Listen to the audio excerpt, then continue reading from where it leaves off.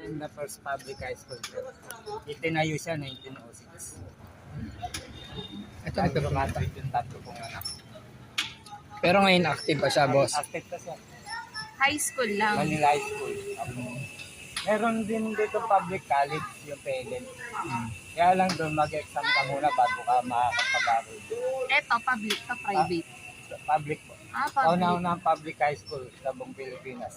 Tinayo siya 1906. Kasabay ng Rizal High. Oo. Kasabay ng Rizal High sa Pasig. Yung pinakamalaking high school din. Anong 1902 yun eh.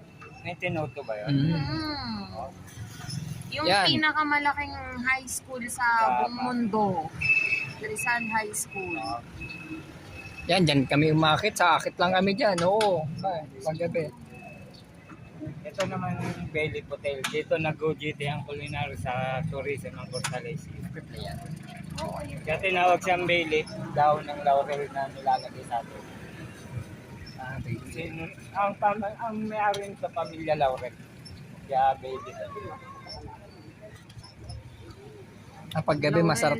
Masarap dito paggabi. Diyan ka lang akit sa taas.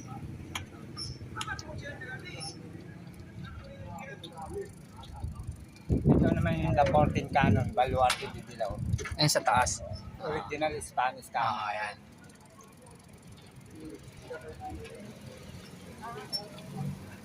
Ano to siya? Hotel? Hotel po. Ah, Pero dyan ang Yeah.